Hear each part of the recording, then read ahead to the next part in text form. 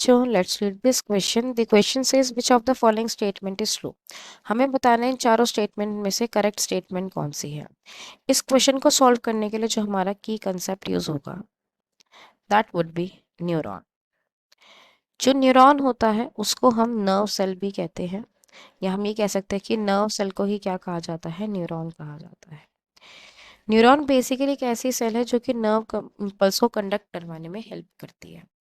जब हम न्यूरॉन की बात करते हैं तो वो मेनली दो तरह के होते हैं। एक होता है हमारे पास माइलिनेटेड न्यूरॉन, और जो सेकेंड टाइप होता है वो होता है नॉन माइलिनेटेड न्यूरॉन का। जब हम बात करते हैं माइलिनेटेड न्यूरॉन की, तो नाम से समझ में आ रहा है ये एक ऐसा न्यूरॉन है जिसके पास माइलिन शीथ प्रेजेंट होती है।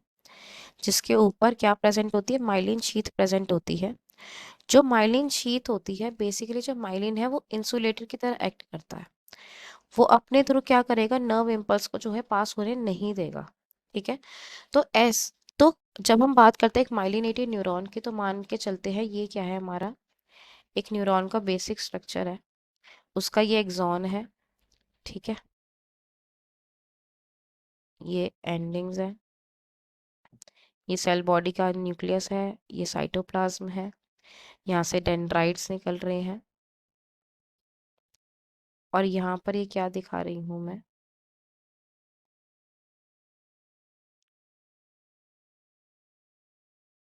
यस, ये वाला जो पोर्शन है ये क्या है, एक्सॉन है। अगर हम देखें यहाँ पर, ये मान के चलते ये जो स्ट्रक्चर है वो माइलिन शीथ को रिप्रेजेंट कर रहा है। हम मान के चले जो स्ट्रक्चर है किसको रिप्रेजेंट कर रहा है, माइलिन शीथ को। तो जो हमारा माइलिनेटेड न्यूरॉन होते हैं उसमें जो माइलिन शीथ है वो थ्रू आउट द एक्सॉन पे प्रेजेंट नहीं होती। कुछ ऐसे पॉइंट्स होते हैं जहाँ पर ये जो आपकी माइलिन शीथ है वो एब्सेंट होती है, और इन्हीं पॉइंट को हम कहते हैं नोड्स ऑफ रेनवियर। क्या कहते हैं, नोड ऑफ रेनवियर। तो अगर मान लो कोई भी इम्पल्स आएगी तो वो यहाँ तक तो आ जाएगी, पर वो इसके आगे नहीं जा पाएगी। वो डायरेक्टली यहाँ से जंप करके इस नोड ऑफ रेनवियर पे जाएगी, फिर नेक्स्ट नोड ऑफ रेनवियर पे जाएगी, फिर उसके नेक्स्ट नोड ऑफ रेनवियर पे जाएगी, और इस तरीके से उसका जो है ट्रांसमिशन होता है। तो जब आपकी नर्व इम्पल्स जंप करके इस तरीके से आगे मूव करती है, इसी को हम क्या कहते हैं, सॉल्टेटरी कंडक्शन कहते हैं। क्या कहते हैं हम इसे, सॉल्टेटरी कंडक्शन।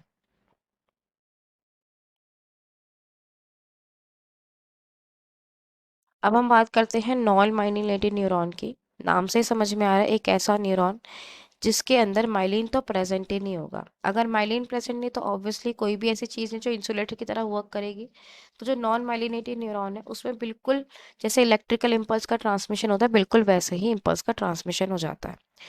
तो यहाँ पर जो मैं फर्स्ट स्टेटमेंट दे रखी है उसमें वो क्या कह रहा है, saltatory conduction is seen in non myelinated nerve fibres ना। ये जो स्टेटमेंट है फॉल्स हो जाएगी, क्योंकि जो सॉल्टेटरी कंडक्शन है वो माइलिनेटेड न्यूरॉन में देखने को मिलता है। अब सेकंड स्टेटमेंट को समझने के लिए हम यहाँ पर जो हमारा नेक्स्ट चीज जो हमें डिस्कस करनी है that is about Nissl's granules. Nissl's granules क्या होते हैं, निसल्स ग्रेन्यूल्स बेसिकली ऐसे स्ट्रक्चर्स होते हैं जो मेनली आर यानी कि रफ एंडोप्लाज्मिक रेटिकुलम से बने हुए होते हैं। और रफ एंडोप्लाज्मिक रेटिकुलम के ऊपर हम जानते हैं कि राइबोसोम्स होते हैं। यानी कि जो निसल ग्रेन्यूल्स हैं उनके ऊपर राइबोसोम्स है, और राइबोसोम्स क्या करते हैं, प्रोटीन का फॉर्मेशन करवाते हैं। तो निसल्स ग्रेन्यूल से क्या होगा, प्रोटीन का सिंथेसिस होगा। ठीक है। जो कि बहुत ही ज़्यादा इंपॉर्टेंट होता है न्यूरॉन के लिए। तो सेकंड स्टेटमेंट में वो कह रहे हैं Nissl's granule synthesize protein to regenerate damage part of neuron. Yes, ये जो स्टेटमेंट है वो ट्रू है। फिर वो कह रहा है third statement, neurofibril inhibits internal conduction of nerve impulse. तो इस थर्ड स्टेटमेंट को समझने के लिए जो हमारा की कॉन्सेप्ट यहाँ पे यूज होगा दैट वुड बी न्यूरोफिब्रिल। जब हम न्यूरोफिब्रिल की बात करते हैं, ये भी कुछ फाइबर लाइक स्ट्रक्चर्स ही होते हैं। ये न्यूरोफिब्रिल्स इनफैक्ट स्टिमुलेट करते हैं किसको, कंडक्शन को नर्व इम्पल्स के। सो दे स्टिमुलेट और allow, we can say they allow conduction of nerve impulse. क्या करते हैं, कंडक्शन को अलाउ करते हैं। तो यानी कि जो हमारी थर्ड स्टेटमेंट है ये भी क्या हो जाती है, फॉल्स हो जाती है।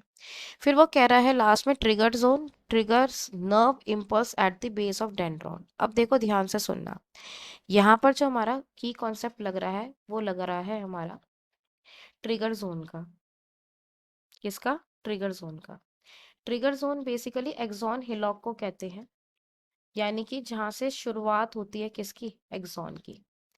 तो ट्रिगर जोन जो है वो बेस ऑफ डेंड्रॉन पे नहीं है, वो किसके ऊपर है, एक्सॉन हिलॉक। जो एक्सॉन हिलॉक वाली जगह है, वो उस जगह जहाँ से एक्सॉन की स्टार्टिंग हो रही है, उसे हम कहते हैं ट्रिगर जोन। तो ये वाला ऑप्शन भी हमारा क्या हो जाएगा, गलत हो जाएगा। तो इतने डिस्कशन के बाद हम ये कह सकते हैं कि इस क्वेश्चन का जो हमारे पास करेक्ट आंसर आएगा, that is option B. I hope you understood it well. Best of luck.